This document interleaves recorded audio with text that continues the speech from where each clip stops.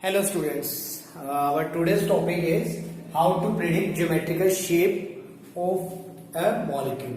एक मॉलिक्यूल अगर गिवन है हमें तो उसकी हम लोग ज्योमेट्रिकल शेप किस तरह से फाइंड आउट करते हैं वो हम लोग देखेंगे। देखिए इसमें हम लोग दो थ्योरीज यूज कर रहे हैं, एक हाइब्रिडाइजेशन यूज करेंगे और एक VSEPRT theory VSEPRT valence shell electron repulsion theory.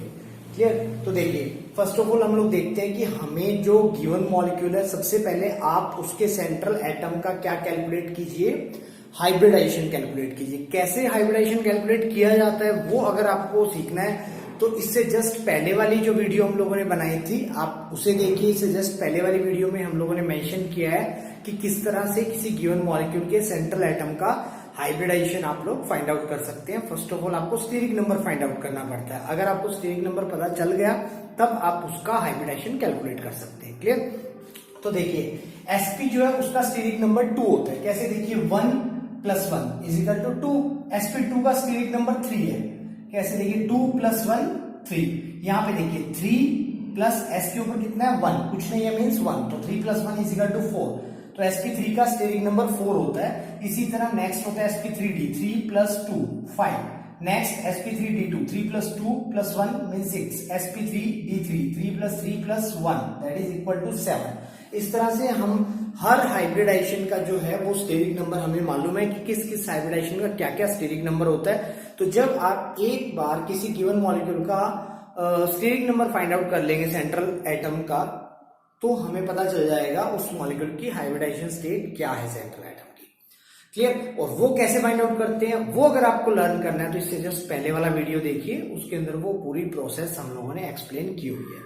यहाँ पे हम लोग करेंगे कि अगर हमें मॉलिक्यूल जो है वो पता चल जाए कि उसका हाइब्रिडाइजेशन क्या है तो हम उसकी शेप कैसे प्रेडिक्ट करते हैं। तो देखिए अगर मेरा मॉलिक्यूल जो है वो AB2 है। Now what is AB2? AB2 means A is the central atom and B are the side atom। Side atom मतलब जो साइड में लगे हुए हैं।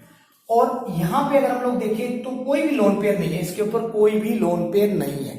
तो हम लोग ये भी कहते हैं कि स्टीरिक नंबर फाइंड आउट करने का एक और मेथड होता है। Steric number = sigma bond plus lone pair. Sigma bond plus lone pair, ये भी एक मेथड है जिससे हम लोग स्टीरिक नंबर फाइंड आउट कर सकते हैं।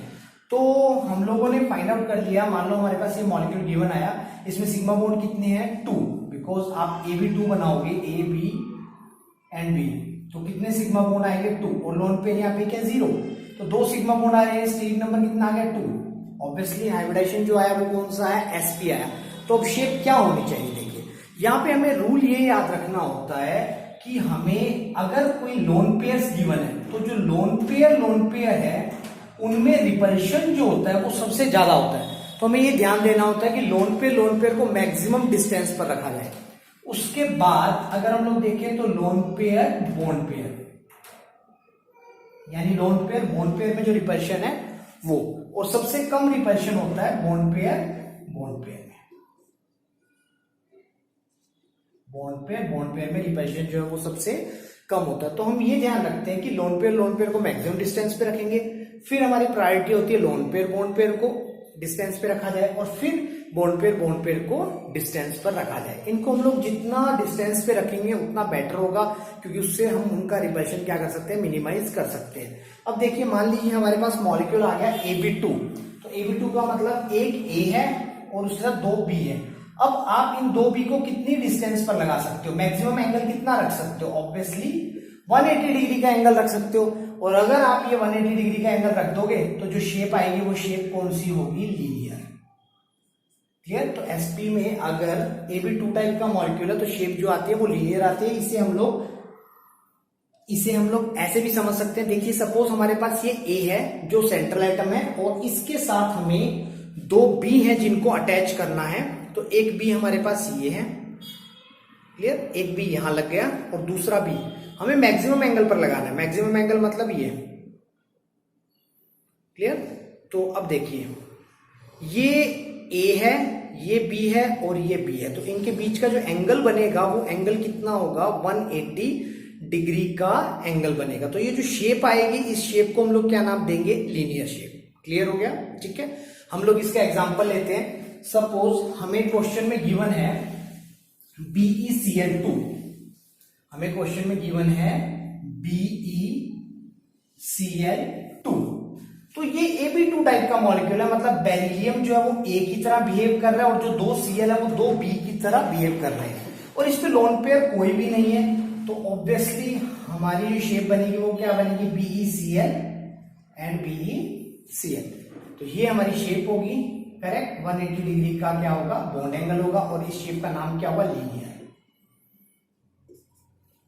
क्लियर है, ठीक है, ओके बच्चों। अब देखिए नेक्स्ट हम लोग करते हैं, मान लीजिए हमारा मॉलिक्यूल जो है वो Ab3 है, हमारा जो मॉलिक्यूल है वो Ab3 है। लोन पेयर की हम बात नहीं कर रहे हैं अभी, कोई भी लोन पेयर यहाँ पे प्रेजेंट नहीं है A पर, Ab3 टाइप का मॉलिक्यूल है, मींस एक A के साथ हमें 3 B अटैच करने हैं, तो हम लोग कितना डिग्री मैक्सिमम एंगल रख सकते हैं, क्लियर। ऑब्वियसली एंगल जो आएगा वो कितना आएगा, 120 डिग्री का एंगल आएगा। मींस अगर सपोज कीजिए आप ये A है और यहाँ पे क्या लगाने हमें 3B, 1 2 एंड 3, और थर्ड B अगर हम लोग यहां लगाएंगे सो that is 3,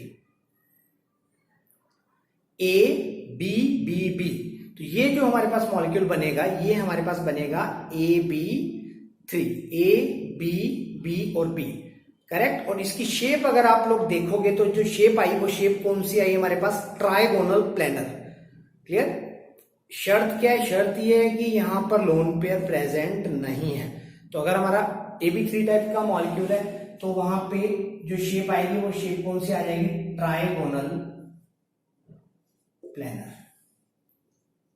bond angle obviously जो आएगा वो कितना आ जाएगा, 120 डिग्री का आ जाएगा, क्लियर। अब देखिए हम लोग नेक्स्ट मॉलिक्यूल, इसका कोई एक एग्जांपल लेते हैं, ऑब्वियसली हम लोग इसका एक एग्जांपल लेते हैं। देखिए अगर मैं BF3 की शेप को डिस्कस करूं तो यहाँ पे B जो है वो A की तरह बिहेव कर रहा है, और 3 जो F है वो B की तरह बिहेव कर रहे हैं, तो ये AB3 टाइप का मॉलिक्यूल है।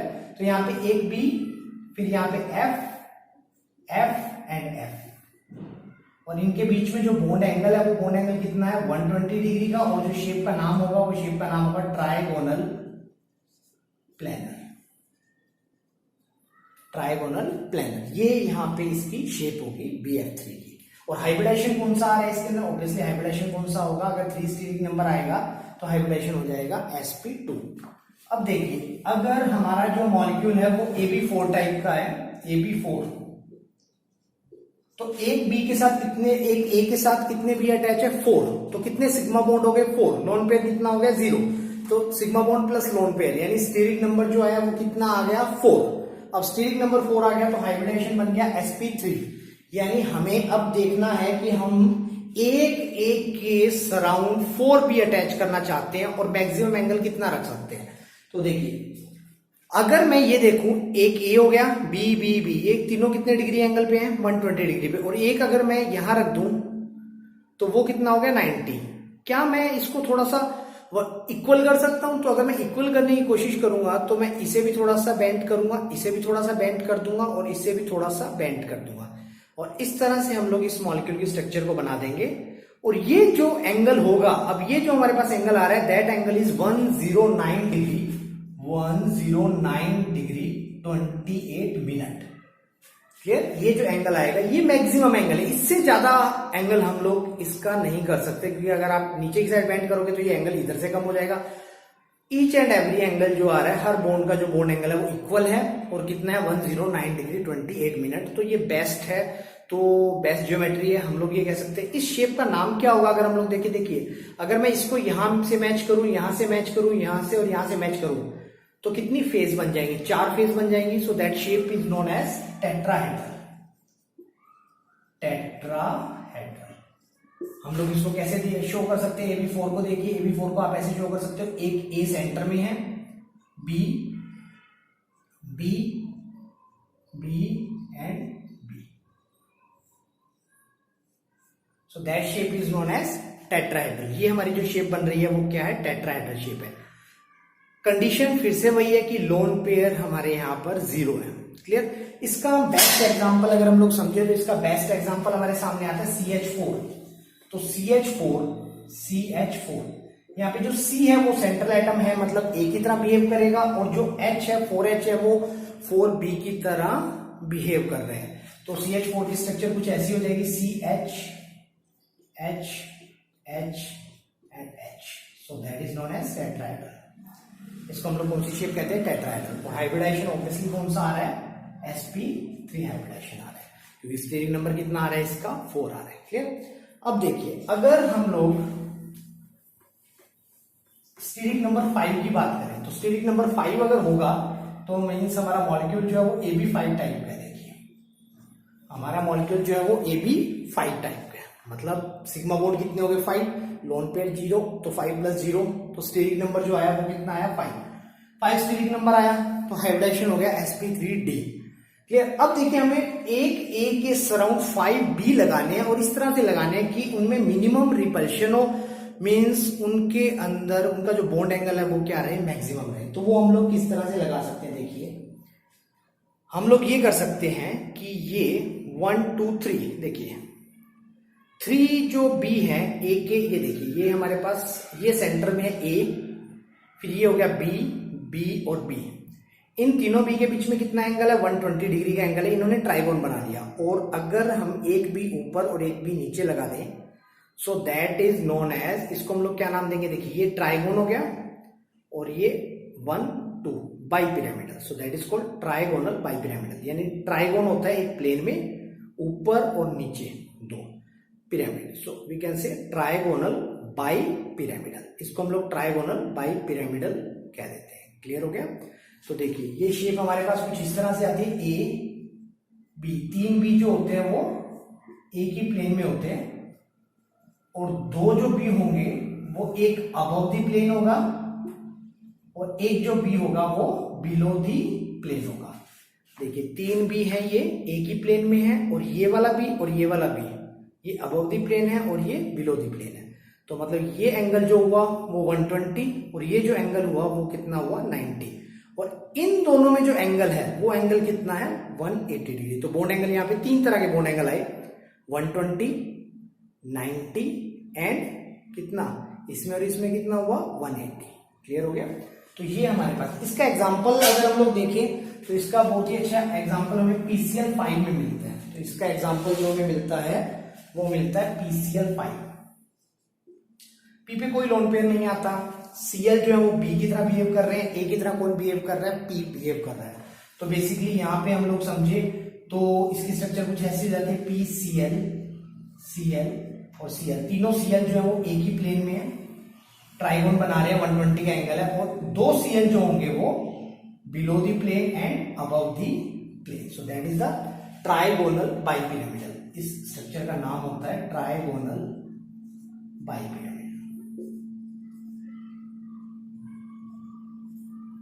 ये स्टेरिक नंबर 5 आता है, जहां पे हाइब्रिडाइजेशन जो होता है वो sp3d होता है, तब हम लोग ये शेप बताते हैं। उसके बाद देखिए नेक्स्ट हमारे पास आता है 6। अगर हमारा स्टेरिक नंबर 6 आ गया और हमारा हाइब्रिडाइजेशन sp3d2 है, मतलब सपोज अगर हम लोग ये कहें कि हमारा मॉलिक्यूल AB6 है, देखिए लोन पेयर 0 है, लोन पेयर 0 होंगे तभी यहाँ पे 6 सिग्मा बॉन्ड बनेंगे। तो हम स्टेरिक नंबर कैसे कैलकुलेट करते हैं, sigma bond plus lone pair. तो सिग्मा बॉन्ड कितने आ गए 6, लोन पेयर कितना है 0, तो 6 + 0 6, तो 6 आते ही यहाँ पे हाइब्रिडाइजेशन कौन सा हो जाएगा, sp3d2 हो जाएगा। क्लियर। अब देखिए 6 चीजें, अगर हमें किसी A के अराउंड 6B लगाने तो वो हम लोग कैसे लगा सकते हैं, 1 2 3। देखिए किस तरह से हम लोग लगा सकते हैं, ये 1 हो गए, ये A है, सपोज कीजिए 1 2 3 एंड ये 4। क्लियर। ये 4 जो हैं B हमारे एक ही प्लेन में होंगे, 1 2 3 4, ये 4 B एक ही प्लेन में है, और 2 B जो है वो above the plane and below the plane. Clear. तो ये एक स्क्वायर बन गया, और ऊपर और नीचे बाइपिरामिडल। तो आप इसे स्क्वायर बाइपिरामिडल भी कह सकते हो। ये एंगल कितना है, ये एंगल 90 का है, ये भी 90 का है, ये भी 90 का है, और ये भी 90 का है। और अगर हम लोग देखें इन दोनों के बीच में कितना एंगल है, तो वो एंगल जो है वो 180 का एंगल है। तो यहाँ पे स्क्वायर बाइपिरामिडल भी इसको बोल सकते हो, या इसी शेप का एक दूसरा नाम होता है जो बहुत पॉपुलर है, दैट इज कॉल्ड ऑक्टाहेड्रल। क्या नाम बताया, ऑक्टाहेड्रल। क्यों, देखिए अगर मैं इसको इससे मैच करूं, यहां मैच करूं, यहां मैच करूं, इसी तरह इनको भी मैच करूं, तो हमारे पास कितनी फेज बन जाएंगी? 8 फेजेस बन जाती है। 1 2 3 4 और इसी तरह 4 क्या होंगी? नीचे होंगी। तो टोटल 8 फेज होंगी। That's why that is called as octahedral. उसको हम लोग ऑक्टाहेड्रल शेप कह देते हैं। तो हम लोग ये कहेंगे शेप जो बनेगी वो होगी ऑक्टाहेड्रल। क्लियर? और कैसे होगा? ए 4 बीज होंगे वो एक ही प्लेन में होंगे, A B B and B. ये 4 बीज जो है वो एक ही प्लेन में है। इन्होंने एक स्क्वायर बना दिया। और 2 बीज जो होंगे वो above the plane and below the plane होंगे। तो मतलब हम लोग ये कह सकते हैं that is called octahedral shape, या इसी का दूसरा नाम हो सकता है स्क्वायर बाइपिरामिडल। क्लियर? लेकिन ये सिर्फ तब है जब लोन पेयर क्या है? 0 है। क्लियर? ओके, नेक्स्ट देखिए इसका एग्जांपल। ऑब्वियसली अगर हम लोग इसका एक एग्जांपल देखें तो SF6 की शेप एग्जैक्टली यही होती है। एस पर कोई लोन पेयर नहीं होता। यहां पर सेंटर में देखें तो हम लोग एक सल्फर आ जाएगा और हर बी की जगह पर क्या आ जाएंगे? F F F. क्लियर? हर बी की जगह आ जाएंगे फ्लोरीन एटम आ जाएंगे, मींस एफ। तो इसकी जो शेप बनेगी वो शेप क्या बनेगी? ऑक्टाहेड्रल बनती है, क्योंकि इसका स्टेरिक नंबर कैलकुलेट किया जाए तो कितना आता है? 6 आता है। ठीक है, अब देखिए अगर हमारा मॉलिक्यूल जो है उसका स्टेरिक नंबर कितना आ जाए? 7 आ जाए और हाइब्रिडाइजेशन कितना हो जाए उसमें? sp3d3 हो जाए, तो कैसे करेंगे हम लोग? तो ऑब्वियसली 7 आ गया, sp3d3 मतलब आपका मॉलिक्यूल कुछ लाइक ऐसे AB7। लोन पेयर 0 है। फिर से मैं बोल रहा हूं यहाँ पे लोन पेयर 0 है। लोन पेयर आते हैं तो शेप चेंज हो जाती है। वो कैसे चेंज हो जाती है वो हम लोग नेक्स्ट वीडियो में डिस्कस करने वाले हैं। इस वीडियो में हम लोग सिर्फ यही देखने वाले हैं कि अगर लोन पेयर नहीं हो तो मॉलिक्यूल की शेप कैसे प्रेडिक्ट की जाएगी। क्लियर? अब देखिए AB7 यानी हमें 7 एक के सराउंड 7 बी को अटैच करना है। अब 7 तो ऐसे ही हो सकता है, 2 तो बी ऊपर नीचे आ गए, बाकी 5 जो बी हैं वो एक ही प्लेन में है। तो देखिए 4 बी तो इस तरह से आ गए। और अगर हम 5th बी की बात करें तो वो 5th बी ऑब्वियसली कैसे आएगा? यहां आ जाएगा इस तरह से, और इनमें थोड़ा सा एंगल इक्वल हो जाएगा। तो ये अगर देखा जाए तो ये एक पेंटागन बन गया। देखिए 1 2 3 4 5। अगर आप इसको ध्यान से देखेंगे तो ये हमारे पास पेंटागन बन गया। 1 2 3 4 5 पेंटागन, एक ऊपर और एक नीचे। Clear? Above the plane, below the plane. So that is called pentagonal bipyramidal. इस शेप का नाम क्या होगा? Pentagonal bipyramidal. पेंटागन देखिए यहाँ पे ये पेंटागन बन रहा है above the plane and below the plane. So that shape is known as pentagonal bipyramidal. तो यहाँ पे जो शेप बनेगी उस शेप का नाम क्या होगा? Pentagonal bipyramidal. एक ए होगा और 5 बी जो होंगे वो एक ही प्लेन में होंगे, B B and B and B. ये 5 बी एक ही प्लेन में, एक बी यहां आ गया और एक बी यहां आ गया। सो that is called pentagonal bipyramidal. इसका एग्जांपल अगर आप देखें तो वो हो जाएगा IF7। बिकॉज अगर हम लोग देखें तो IF7 जो है वो IF7 एक ऐसा मॉलिक्यूल है जिसमें I जो होगा वो सेंट्रल एटम होगा, मींस A की तरह बिहेव करेगा, और 7F जो होंगे वो B की जगह लगे होंगे। तो इसकी शेप जो होगी वो क्या होगी? Pentagonal bipyramidal. तो इसी तरह से हम लोग शेप प्रेडिक्ट कर सकते हैं बच्चों। तो देखिए फिर से मैं एक बार रिपीट कर देता हूं, जब भी हमें कोई मॉलिक्यूल मिलेगा फर्स्ट ऑफ ऑल हम लोग क्या करेंगे? उसका जो सेंट्रल एटम है उसका स्टेरिक नंबर कैलकुलेट करेंगे। क्लियर? और ये चेक करेंगे कि उसमें लोन पेयर है या नहीं है। अगर उसमें लोन पेयर नहीं है और उसका तो जो उसका स्टेरिक नंबर आ रहा है उसके अकॉर्डिंग उसका हम लोग हाइब्रिडाइजेशन फाइंड आउट कर देंगे और उसके अकॉर्डिंग फिर उसकी शेप प्रेडिक्ट कर देंगे। तो जैसे हम लोगों ने देखा sp होगा तो शेप जो होगी वो क्या होगी? लीनियर। sp2 हुआ तो शेप जो होगी वो क्या होगी? Trigonal planar. और sp3 हुआ तो जो शेप होगी उस शेप को हम लोग क्या कहेंगे? टेट्राहेड्रल। sp3d हुआ तो जो शेप होगी उस शेप का नाम होगा sp3d। इसको हम लोग कहेंगे trigonal bipyramidal. So that is called trigonal bipyramidal.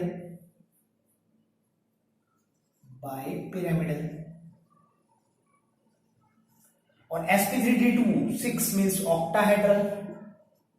और sp3d3 होगी तो फिर हम लोग कहेंगे 7 होगा, और sp3d3 हुआ, स्टेरिक नंबर 7 हुआ तो शेप होगी पेंटागोनल बाइपिरामिडल। तो देखिए इस तरह से हम लोग फाइंड आउट कर लेंगे कि जो हमारा मॉलिक्यूल है उसकी शेप क्या है, बट कंडीशन यही है उस मॉलिक्यूल में लोन पेयर नहीं होने चाहिए। अगर मॉलिक्यूल में लोन पेयर आ जाते हैं तब शेप किस तरह से चेंज होती है वो हम लोग नेक्स्ट वीडियो में स्टडी करेंगे। Okay, thank you.